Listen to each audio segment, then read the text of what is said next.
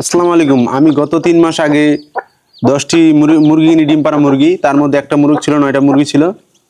আমার পরিকল্পনা ছিল যে আমি ১০টা মুরগি দিয়ে মানে ১০টা মুরগি কিনে সেগুলা ডিম পাড়াবো এবং ডিম পাড়া বসিয়ে দিয়ে বাচ্চা ফুটাবো। বাচ্চা ফুটিয়ে আমি বড় পরিসরে আরকি খামার তৈরি করার চিন্তা ভাবনা করছিলাম। এবং আমি ১০টা মুরগি কিনি ডিম পাড়া এবং তারা ডিমও পারে, প্রচুর ডিম পারছে।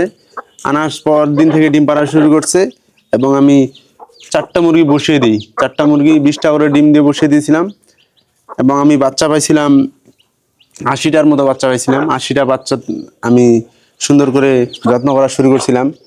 কিন্তু আমি বাইরে একদিন সব মুরগিগুলা বাচ্চাগুলা বাইরে বের করে দিয়ে ইয়ার মধ্যে মানে একটা ইয়া দিয়ে টোপা দিয়ে ঢাকে রাখছিলাম।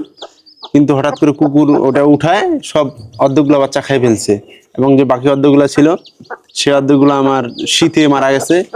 শীতে একটা বাচ্চা বাঁচাতে পারি নাই, অনেক ওষুধ ট্রিটমেন্ট করছি, তারপরেও বাঁচে নাই। আসলে শীতকালে এই প্রচন্ড শীতে দেশি মুরগির বাচ্চা আসলে বাঁচানো সম্ভব না।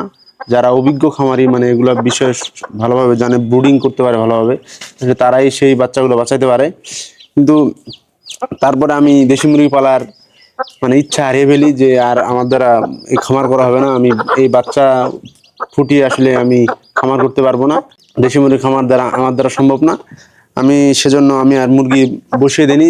এই ১০টি মুরগি আমার এখন আছে, আমি সেগুলো ডিম পারে, ডিমগুলো খাই ফেলি।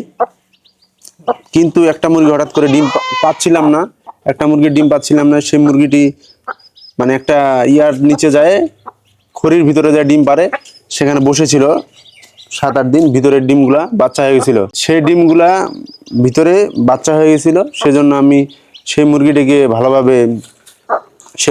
আমি আবার বসিয়ে দিই, সুন্দর করে বাইরে আনে, ডিমগুলা বের করে আনে এইটার মধ্যে বসিয়ে দিয়েছিলাম। কিন্তু কালকে এই ডিমগুলো থেকে বাচ্চা ফুটে বের হয়। কিন্তু হঠাৎ করে আজকে সকালে রুমের মধ্যে কুকুর যায়, সব বাচ্চাগুলো খাই ফেলছে। এই একটা বাচ্চা রাখছে শুধু, আর এখানে আরো ৩টা ডিম থেকে বাচ্চা বের হচ্ছে এই কয়েকটা ডিম থেকে। আর বাকি ১০-১২টা বাচ্চা ফুটে বেরিয়েছিল, সবগুলো খাই ফেলছে। আসলে এই কুকুরের জন্য আমার সব মুরগি শেষ। আর শীতের জন্য আসলে দেশি মুরগি আমার দ্বারা আর হবে না, আমার খামার করার স্বপ্ন শেষ। আসলে এতগুলো বাচ্চা ফুটানোর পরে একটা ডিমও নষ্ট হয় না আমার। ৮০টা ডিম থেকে একটা ডিম খেলে নষ্ট হয়েছিল, ৭৯টা বাচ্চা পাইছিলাম। এবং আজকেও প্রতিটা ডিম, আজকে যে আবার আমি 15টা ডিম দিয়ে পরবর্তীতে একটা মুরগি বসিয়ে দিয়েছিলাম পরে, সেটা থেকেও আমরা প্রতিটা থেকে বাচ্চা পাচ্ছি। ডিম একটা নষ্ট হয়নি, কিন্তু সব বাচ্চা খেয়ে ফেলছে কুকুরে, একটা বাচ্চা রাখে দিছে। আসলে খুব খারাপ লাগতেছে। আমার খুব ইচ্ছা ছিল যে দেশি মুরগি খামার করবো। আসলে দেশি মুরগি পালনে কোনো লস নাই, দেশি মুরগি পালনে অনেক লাভ। তার জন্য আমি দেশি মুরগি খামার করার চেষ্টা করতেছিলাম, যেহেতু অনেক দেশি মুরগিগুলার অনেক ডিমের দাম, ডিমের চাহিদা অনেক।